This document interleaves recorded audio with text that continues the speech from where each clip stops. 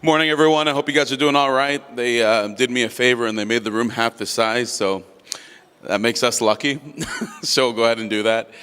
I'm going to be talking today with you guys about the future of collaboration, really future of co-development, which I effectively see as the future of Southeast Asia, and really what is going to help us grow as a community, as businesses, as studios, and really as employers. And pretty much where this comes down to is basically this, is that our studio has been doing co-development for 16 years. We've been making games and working on some of the biggest franchises in the world. Actually, when Lewis was up here going through his calendar or his timeline of Epic's history, I started to see not only our careers at the studio, but also the games we worked on, whether it was the Unreal Tournament series, then going up to the Gears of War series.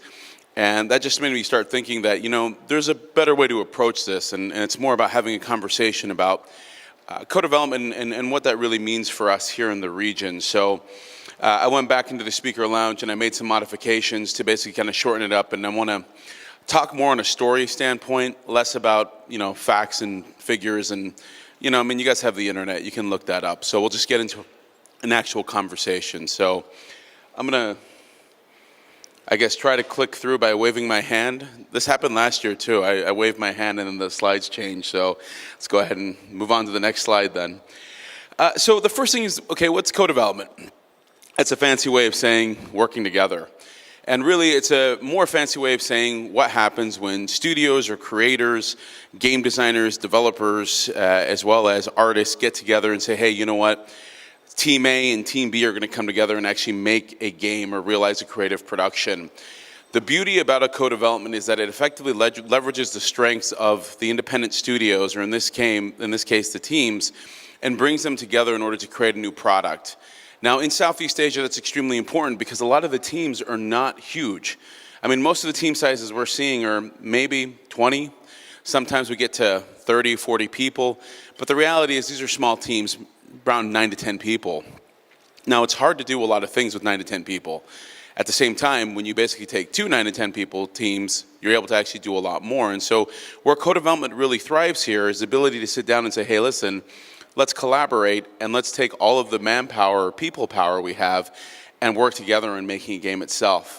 Now, one of the great things that's happened over this past year since the last time I was here at Level Up is I've had the opportunity to go around Southeast Asia and meet a lot of talented development studios, and I began to see an ongoing trend that they were also looking for partners, trying to find other studios they could work with in order to scale themselves up to actually get their products done. Now, in order for co-development to actually work, you have to be able to understand a couple things that are actually key on this. Obviously, the first one is the fact that you both have a creative passion, that you want to get together and you actually want to work on something of mutual interest. The second thing is that you're able to identify each other's strengths and understand what you're actually good at. Now, I'm sure you guys know this. There's always that person who thinks they're great at doing everything, and really they can do one thing and everything else just sounds like they can do everything, but they really can't. This is one of those things where humility and basically being able to look in the mirror and realize that, sure, I wish I was the greatest game designer in the world, but honestly, I'm just a programmer and I should just code. That's one of those things that you got to be able to do. Now, what ultimately ends up happening here is when these teams get together, they begin to realize not only how to speak to each other based on passion and also their desire to drive their product forward, but also finding a way for them to integrate themselves into the actual development process. Now, for a lot of us that are smaller studios, having someone right next to you is pretty easy. It's like, hey, you know what, over-the-shoulder direction, why don't you change this, change that, make this happen. But when you're talking about studios that are located in completely different parts of the world, or even here in Southeast Asia, you might be in Johor and I'm in Kuala Lumpur, it's not going to be the same thing. So being able to identify those tools and workflow processes are absolutely important, but then that just comes back down to one basic thing, which is effective communication. Now, co-development's central purpose here is to sit there and say, we're going to make this product together. And if I use a story of one, let's go back to basically when we worked on Unreal Tournament 2004. It was a long time ago. There was a company called Psyonix. A lot of people don't know is that Psyonix are the people that actually made vehicles work in Unreal. They're the people that actually created the actual ONS Torlin. They created the vehicles that actually were then put into Unreal Tournament. What was great about this is that we sat down in a conference very much like this next to a guy named Dave Hagwood and started talking. We were like, hey, what are you up to? And he's like, well, I got this vehicle thing I'm trying to do, but I don't have a lot of people, and I really need to try to show that vehicles will actually work in Unreal. And we're like, oh, well, we're a small team. We'd love to help you. So through a chance encounter of sitting inside of Epic's booth, and we started talking with each other, we ended up getting put onto the vehicle concept. Now, this time it was just a prototype.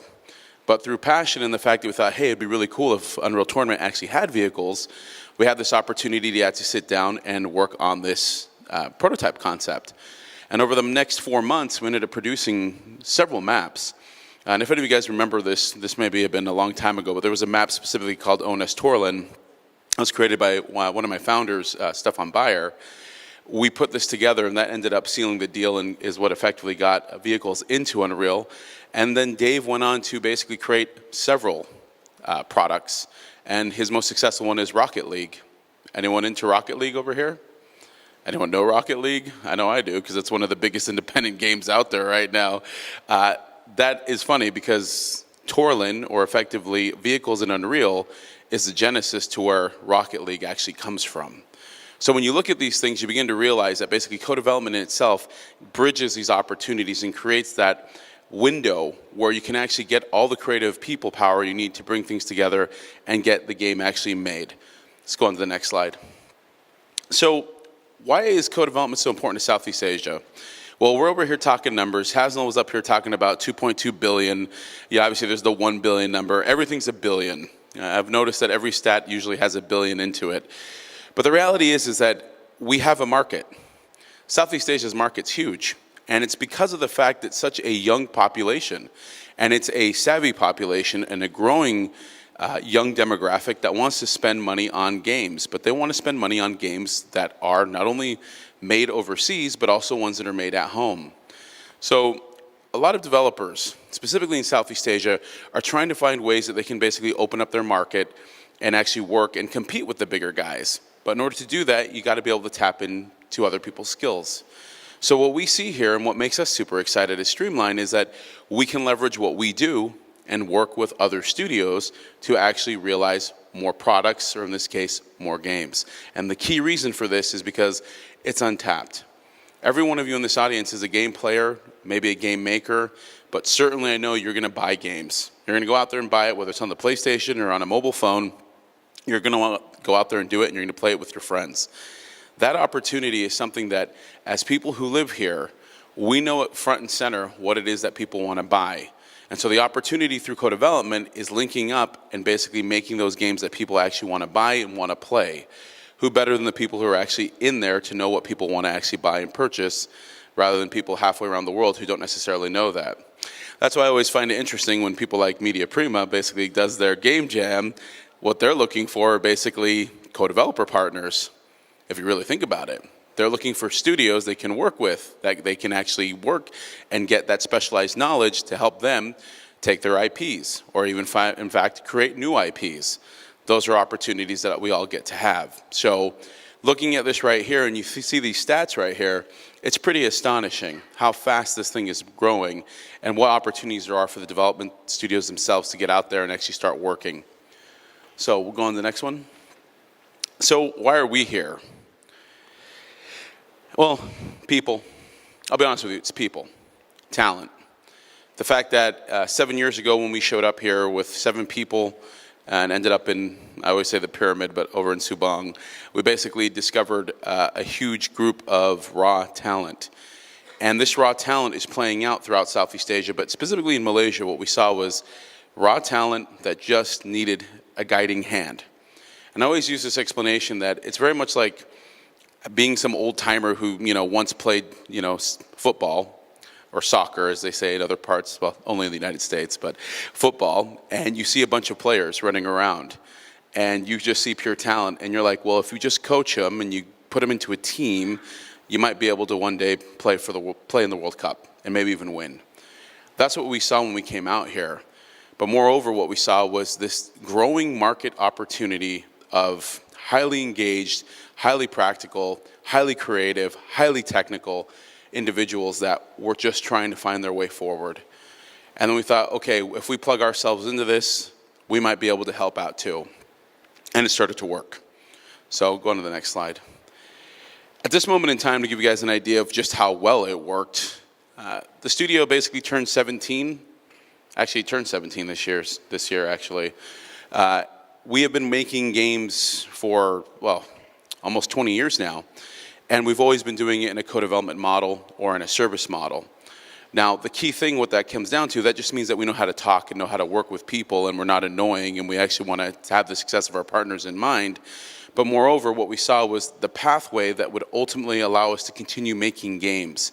Because one of the main things to always remember, guys, is that co-development or even game development is so different than what it was about 15 years ago or even 10 years ago, when you didn't have digital distribution, when you didn't have effective means of getting to a publisher without going through some really archaic or draconian review system. And now we've gotten to the point where pretty much anyone can make a game. Not necessarily saying that you should, but you can. At the same time, what that comes down to is finding people that you can team up with to make that work. However, in our specific case, working with studios, working with people like Epic Games or the guys over at Capcom and Square Enix, that has effectively created this path and pipeline that allowed our people to grow and allowed our local talent to get stronger and allowed our local talent to become experts in their given field. And then those experts identify other teams that they want to work with and say, hey, Alex, we should go talk to the guys in Indonesia, or hey, let's go talk to the guys in Vietnam, or let's go talk to these guys over there in Korea. And that starts to attract people. I had the unique benefit of being able to sit down with a couple of some industry heavyweights in Singapore to speak about the state of cooperation in game development in Southeast Asia. And what has always come back down to is the fact that a lot of people do want to cooperate, they just haven't figured out the model in which they can do that. Well, ultimately what that usually comes down to is having time and having the scale in order to be able to try little bets here, little bets there. Well, we're very fortunate that we got to the point where we can actually make little bets and actually work with those teams, but more importantly, looking and finding those talents that also want to be a part of this. Because I think one of the main things here for everyone to also keep in mind here is that the nature of co-development is the nature of progress. You keep evolving your capability. And if I look at basically the history of the studio for 16 years, to go from 4 guys inside of a bedroom to effectively 220 people here in KL, I've seen that evolution firsthand. Whether it was the stuff on Unreal Tournament or the stuff on Gears of War to the stuff that was on Monster of the Deep, working with Haz and the guys at Square, I mean, it's been quite the journey. But it's a journey that has been completely fueled by the fact that every person got better because they wanted to be a part of that. Every development, whether it was a content gig or a development gig or a co-dev gig, got us moving forward. So, yeah, this is just some of the games that we've worked on. We can go ahead and skip that. So, here we are back in 2010. Hasnell basically says, Alexander, come and speak at the Creative Conference, which Malaysia is really good at conferences. I got to tell you, the conferences they do here are fantastic. It's like there's amazing conferences. So we come into the Creative Conference and we show up here and we see all these talent. But this is the one thing that strikes me right here, which is the next slide. Well, I've already talked about that, so skip that over there. Was this right here. This was the thing that blew my mind. Just how young everyone is. What I mean by that is basically this, is that our studio was originally in Holland where the birth rate wasn't that high. So basically running into a place where you saw kids basically actually actively participating in game development was few and far between. So when we show up here and we see a bunch of young kids going to school learning video games, let alone teaching themselves how to do video games, we just started to get super excited because you're seeing these kids making stuff on their own accord. When you started to see that, it began to remind us of how we came up, which we were modders who sat down and made games in the 90s using things that looked not as good as the original Unreal editor, but close enough, and basically using those tools, trying to find our way through there. But we began to realize, like, okay, wait, these guys want it. They're going for it, and they're getting themselves up there. Besides the fact that they're young, there is a level of creativity that I always will say this, there's something in the water here. And I don't know what it is. I have no idea why people are super creative here in Malaysia. And I don't mean it just from I make art. I also mean it from a technical part. There is a problem-solving capability that's there that, I know everyone likes to kind of, well, actually, you see it in the level of complaints, right? People are very creative in how they complain. Like, really think about it for a second. Everyone complains about everything, but if you really listen to the creativity behind the complaint, you're like, oh, that's actually quite interesting. There's a level of imagination. Now, when that gets focused on trying to solve a problem, it gets even better. And, one of the things I look at right here is basically this. When we worked on Final Fantasy 15, that was a raw, young, ambitious team of local talent coming together, trying to figure things out. Basically getting involved in a game that had been worked and being made for several years at that point in time. And they're asking us to help solve very difficult challenges. Now, when I thought about that for a second, one would say like, well, why would they ever come to us down here to try to figure that out? And it was because of the one very simple thing. If you see the same problem over and over again, or you're used to solving something in one way, chances are you're going to forget or even completely ignore the fact that if you look at it from a different set of eyes, from a different cultural context, you might begin to see another solution. And that's exactly what ended up happening. Our team did not see it through the eyes of Square Enix. We saw it through the eyes of Streamline in Malaysia, not thinking about what wasn't possible, but looking at it from what was possible because we were willing to flex creativity. We didn't have any institutional way of thinking because, to be honest with you, the only way of thinking was, hey, it's Final Fantasy, let's get it done, hey, kick ass. That was it. So the pride of working on it boosted the creativity, which ultimately got us to a point where we were able to see something uniquely different, which is a through line if you think about how a co-development will work. Two pairs of eyes are going to be better than one pair of eye. Two minds are better than one. And that's effectively how the concept starts to grow, because you have multiple people looking at something from a different perspective. And here in Malaysia, given the cultural context of multiple races and multiple ethnicities coming and working and living together, you begin to have this opportunity to see things different, which when you go to more homogenized societies, they do not have that. And that was also something that we were able to apply and have been very lucky to apply over on the other co-development that we've been doing and working on. So from here, we moved on to the next slide, which is basically you guys are so young, it's ridiculous. 70% of the population is under 40. And actually I look over here and I think pretty much more than half of you are probably under 25, which is pretty cool, with the exception of some of us who we pretend that we go there, but we're here. And looking at this from the standpoint here, this is a picture from the office, actually, which I really like to see here, because you got effectively in that photograph 2 locals, you got India, Iran, you got basically Egypt, and I think Pakistan, but I probably wouldn't say that because he's going to end up being Indian and get pissed at me, so let me not say that at all, But effectively, that's what that is. And this is Malaysia. This is what I absolutely adore about this. This is it right here. These are all these people coming together, solving this problem. And again, coming back down to why would ever anyone actually work in a co-development model, it's because of stuff like this. Is Ian in here? Ian? No, Ian's not here. You guys know Ian, right? From Singapore, the developer in Singapore. Yeah. Wears the doughboy hat, like a newsie, Okay. Ian and I had a long conversation about collaboration, and one of the biggest issues of collaboration is having to basically have people critique your work. No one likes to be critiqued, and I don't know why, because critique is the best feedback you can ever get. In this type of environment right here, with young people who actually want to do something better, receiving the critique or effectively getting the feedback is absolutely essential for you to develop as a professional. And in the co-development model, you get that pretty much whether you like it or not, because you have to work together. And you're working with people who have different skill sets that are saying, well, this is good, or in some cases, like when you work with the Japanese, they're like, you're not really sure if that meant good or bad but it's So you got to read the tea leaves and basically get into what is not being stated. But in the case of, say, these gentlemen over here and the ladies over here, you'll pretty much know what they're saying because they're just going to throw it right there on the floor. Be like, it sucks, or it rocks, That was something that was also in there. So going on to the next slide. Going on to the next part about basically where we're seeing here, and one of the reasons why Streamline continues to be operating and growing here in Malaysia is effectively the economy. There is an economy here that is booming in many ways. Though you see from different levels of that, obviously economic growth happens for people in different times and stages, but the middle class growth that we have seen in the past 7 years generated a new level of workforce, a new level of talent that basically had this opportunity to say, hey, I wanted to learn how to be an artist, or I wanted to be an engineer.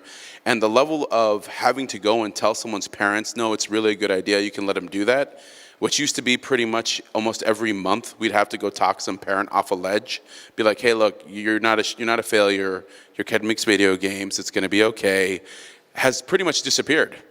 In fact, I haven't done a save my parent conversation in like 2 years, which is actually something fantastic, because that basically shows me that people have understood what it means to work in the games industry, but moreover, the fact that technology and art is an actual job, a viable job. Moreover, what I found very interesting about this is the level of education that we're seeing here, because the level of people that are ready to go straight into work continues to grow. Whereas, going back to the creative complaints, there's always the, oh, we don't know how to do things, oh, we suck, oh, blah, blah, gas price went up, Not sure how that ever had anything to do with whether you could do your job or not, but okay, here we go. That's disappeared as well. Now, the one thing that I've also seen that I absolutely love is the level of passion that gets up there. I mean, today you got Hasnell coming up here on stage, and there was a bunch of us in this room, and he's hyping us up. Let's first take a step back and think about this. That is a government worker. That's a government official on stage jumping up and down for video games. Like where I'm from, I mean, our government officials don't do anything, let alone talk about things like game. Well, they do things, but that's a different type of game. But, we'll talk about something else. So, we don't have that. And so when I see this type of passion coming from every level, it just gets me very excited, because I'm like, okay, it's happening at the top, it's happening at the bottom. And for our studios, that basically just means we're getting better people. And then going towards the idea of co-development, when you start to work with, say, the people in the Philippines or the people over there, let's say, for instance, the guys over in Thailand, you can then connect them to that and show them that way as well. Go on to the next one. So this is probably one of the trippiest moments of my life. We got to sit down and basically show Monster of the Deep, along with Sony and Square Enix, to the Prime Minister. This was about 3 weeks ago. And by the way, he really did catch that fish. I was standing right there. So that happened. He caught the biggest fish in the game. But what I found to be so incredible was the fact that they took the time to actually showcase video game technology, and in this case, entertainment, and put it front and center in front of the decision makers that will basically influence everyone in this room who actually lives here. That is incredible, because one of the things that came after this, which I should have inserted in here, was when the Prime Minister came off the chair and turned around, he had the biggest smile on his face, a smile that you only get by playing video games. That smile of wonder, of accomplishment, of I actually enjoyed myself and wasn't in a room with a bunch of boring people. I genuinely had fun. And that right there told me something solid, where I'm like, this industry here is only going to continue moving forward, because we basically connected the dots between the technology that we use to have fun and how that technology will then be applied into other industries, which is one of the things that, no one ever wants to talk about this, but I'm the boring guy that will say this.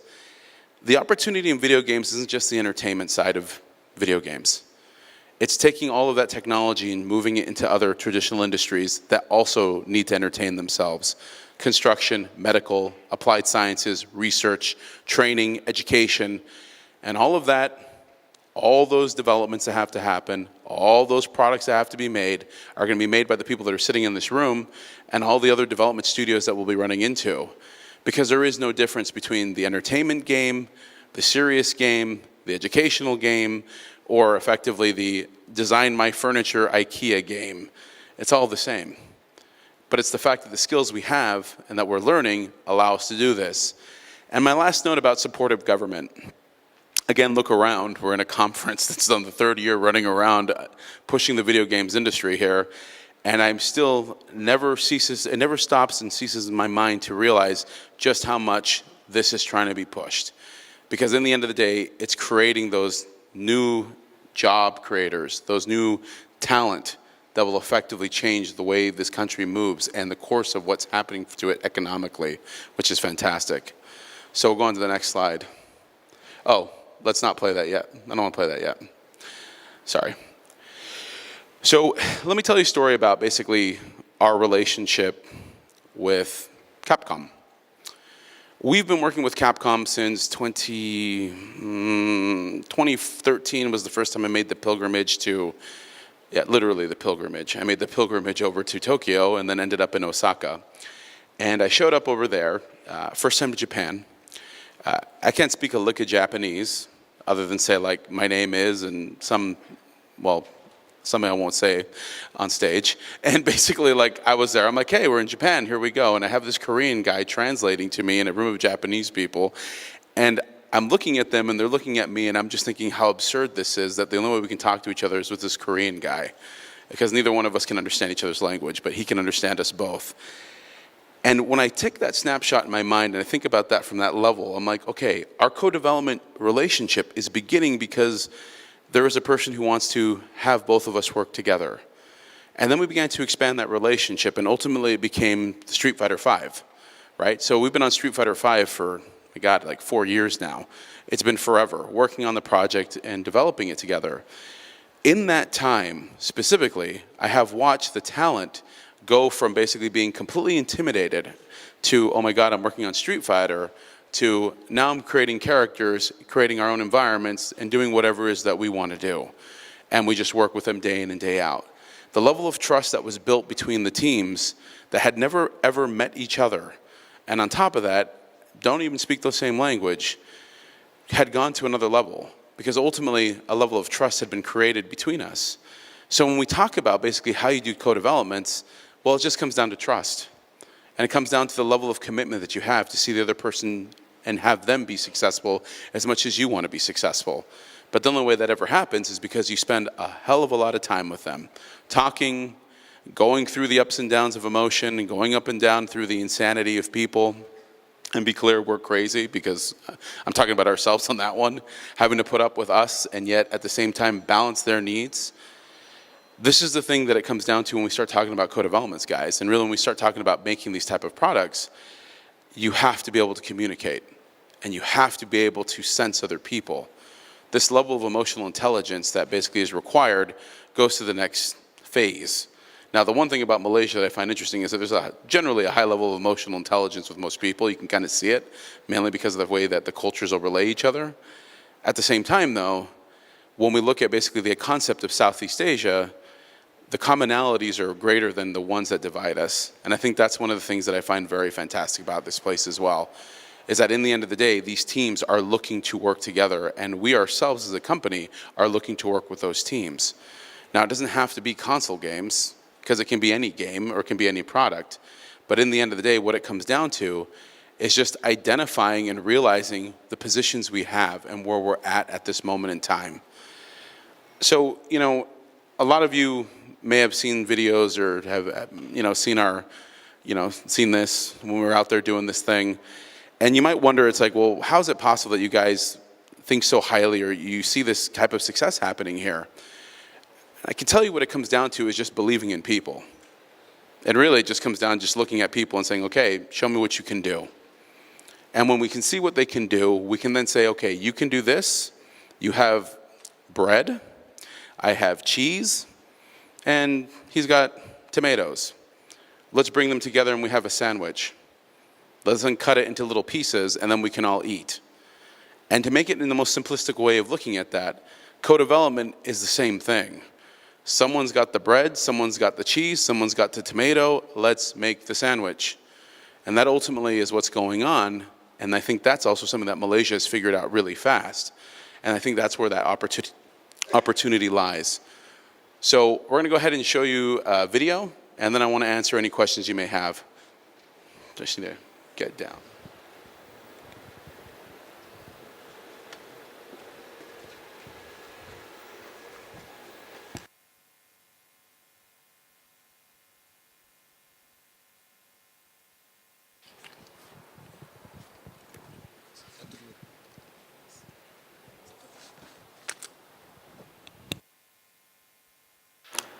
All right, so I think we're having technical difficulties with a broken video, but I'll go ahead and just tell you what you guys would actually see here. This basically is us discussing what we believe Southeast Asia, where it's going, and basically the place where and stake what I think of which we are participating in and how everyone can also participate in this. Really what it comes down to is basically this, is that in order for this to work, we all have to contribute. And our contributions are completely based upon our participation and our all understanding that mutually we'll all succeed if we actually work together. Rather than being out things and getting past competitive streaks and all that, we have to just look at what the grand prize is. And the prize is realistically of Southeast Asia not only being that up-and-coming, fastest-growing market in games, but Malaysia actually being the hub of Southeast Asian gaming. And that is everyone playing their part, which is really making games, training up people, being part of great products, and then just opening up to the fact that it is possible. Because the thing is, I'll tell you guys, if this rinky-dink company called Streamline could do it, I know you guys can do it too. I mean, I'm telling you, I mean, hell, we just came off a plane. Here we are. So I know it's possible, especially for the people that are from here, to actually do the same thing. And that's ultimately what we're looking for. We're looking for other studios to come up and dwarf, if not get bigger. Because ultimately, in the end of the day, that's what we need. We need more of that. Let's go ahead and go on to the next slide. You can skip the video, guys. Don't worry about it. You guys can go to YouTube. Everyone's got internet. You can see it there. So go on there. Go ahead and go on to the next slide. Man, Square's getting a lot of time right there. Just for you, Haz.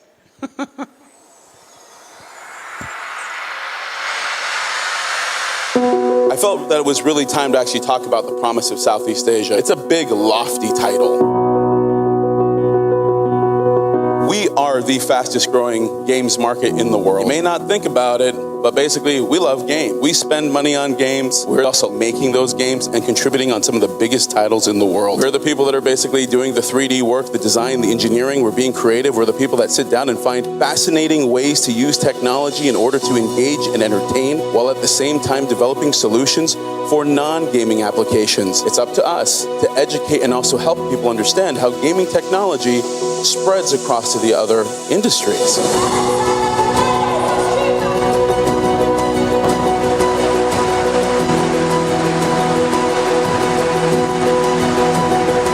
This is not some pie in the sky thing right now. This is reality happening right now in front of you. You have to go step by step. And I think from that level, if I leave you guys with one thing, understand something. What we do is not unique except for the fact that we believe in people and are willing to invest time to help them achieve what we mutually need to achieve together. This is our future. This is what we're building. This is what the world is seeing. This is you. This is us. This is where we're going. And this, all together, is the promise of Southeast Asia.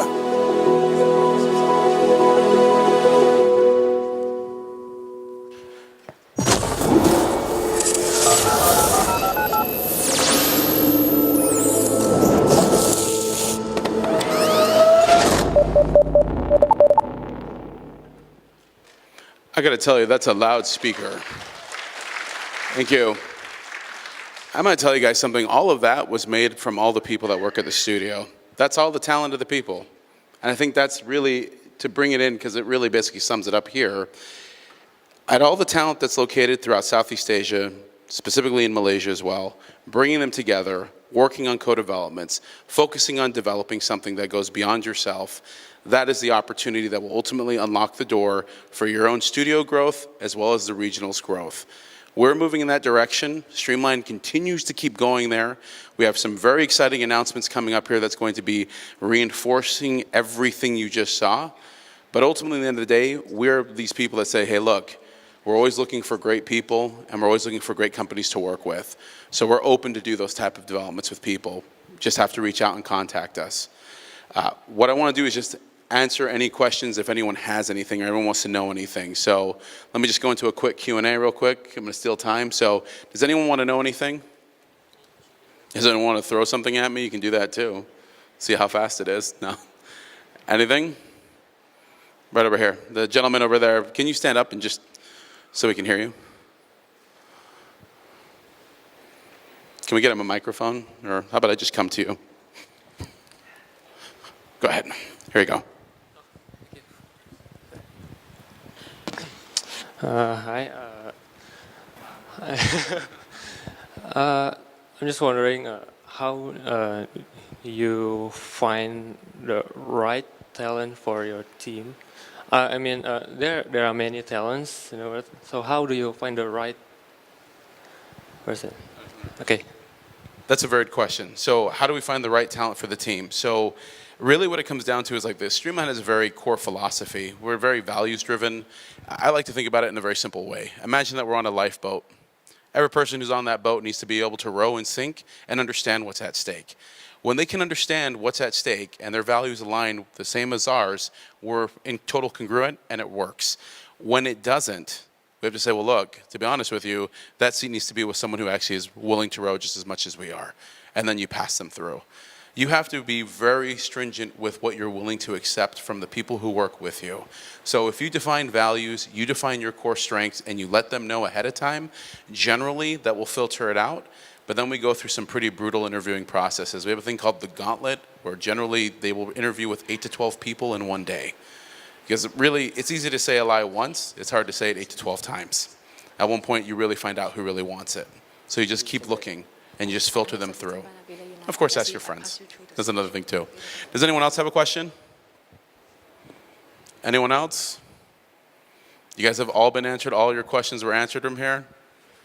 Yeah? I know that's not true. No. And you guys just ate. So anyone else? Seriously? All right. Well, I'm sorry. Oh, that's what I get for not even being able to see. I got astigmatism. I'm sorry about that. Hello. Hi, my name is Rizwan. I heard you have been making a first-person game. Can you elaborate a bit about it? No. But I'm glad you heard. Yeah, I mean, look, it's no secret. We make games. I mean, the reality is that, you know, let's see where I get to. I'll answer your question in this way. Imagine that all you ever did was play with really great football players, right? We're just some kid on the street. But I'm like playing with Pele and I'm playing with every great. Of course you're going to learn how to do something. And then at one moment in time, you're going to be like, well, you know what? We got ideas too. And then you start building on them. And I think that is also the way you look at this. We are working on stuff. We got several stuff. In the end of the day, you're always looking for great players that want to come join the team. You will find out more soon. Let me be vague, but yes, we're working on some cool stuff. At least I think it's cool. I guess the internet works. All right. Has anyone else got a question? Oh, right over here. The gentleman over here. I can take it to him if you want. Oh, it's okay. Oh, okay. Oh. Sorry, I'm making them work today. Sorry about that. What's the hardest challenge you have faced coming to Malaysia and starting up the company? You know what? Okay, so this is actually, it's a good idea. What is the greatest challenge that we face? That there's always food. There's always food. I mean, I'm going to tell you guys something like, oh my God, I eat like I've never eaten before here. There's like, and everything has food. It's like, I go to a meeting in the morning, there's food. And then there's a tea break, or then there's another break. And by the end of it, I've eaten. But all jokes aside, I actually have to say that I have never found the experience of being in Malaysia difficult, only because the fact that it seems very similar to me.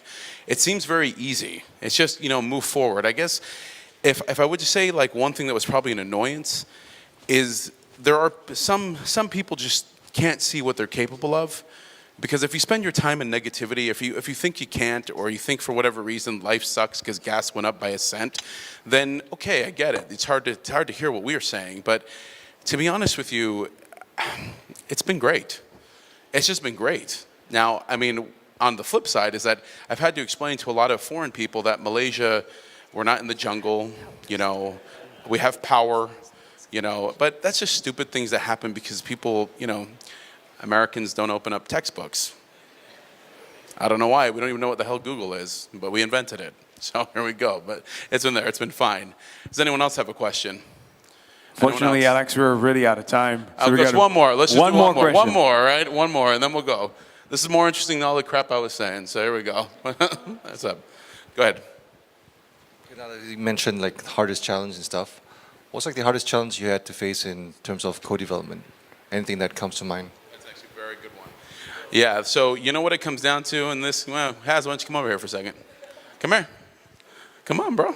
Here we go. You guys know Hazmir, right? You guys know him right here? Yeah. Yeah, there you go. The hardest challenge. Yeah. Like, what do you think was the hardest challenge? I think it's the development culture of the two companies. Yeah. Development culture. And then I would actually take it one step for this. What I've noticed with people is that, I remember that comment about reading tea leaves. So here's the thing where I come down to is like this. I'm Latino. I'm going to tell you how I feel. I'm going to throw it right in your face, whether you like it or not, because I have no filter. And the Japanese will never say it, but they'll feel it. So you have to sense it, right? Now, because I'm into, like a Jedi, yeah, right? And because I'm into drama and, telenovelas and all the music's about crying and all that stuff, I can feel it all the time. But say when you have someone who's not used to expressing themselves, awkward, people, it can, you have to, put it this way, like I always say that I feel like I have high maintenance girlfriends and I have to sit there and like push myself into it. No, I'm not saying about you, I'm just saying in general, but I think that when it comes to co-development, you got to basically look at them and realize that, they're like, you should know how I feel. No, you have to ask and get into it. So the level of communication is beyond normal. I mean, it's not like, hey, man, what's going on, because he's in my office all the time. Yeah, it's true. Yeah, it's true, actually. What do you think? Yeah, I think that's really correct. Yeah, I mean, I think the problem is that the Japanese work very differently than, everyone else out there. And yeah, we've been a bit of a trouble for you guys. But I think, do as the Romans do is much more difficult in this situation because where is Rome? Yeah. In this case, is it Streamline or is it Japan, right? So we have to reach a good middle ground between the two of us. And I think Streamline did a good job in that sense. So. Well, thank you very much. But it was all the guys, and it was because this guy right here, by the way, Golden Boy of Malaysia, right here. It's your show right here. Seriously. There you go. There you go. No, honestly. The thing is, what it comes down to in the co-development, it's communication, and it's basically you have to humble yourself in front of other people because a lot of time they think they're right even if they're wrong. And you think you're right even when you're wrong. So you have to sit there and realize probably you're wrong. And that's just it. And you start from there, and then you find the bridge to bridge across because that's going to get you to where you need to go. So I'm sorry that I stole all your guys' time. I should have just done Q&A the entire time and all that. But I'll say if you have any questions, I will put myself outside over there. Feel free to come, and you can ask anything, provided that it's not too embarrassing or on the internet. Thank you. Thank you very much. Let's give it up for Alex Rodriguez. Thank you so much for sharing, sir.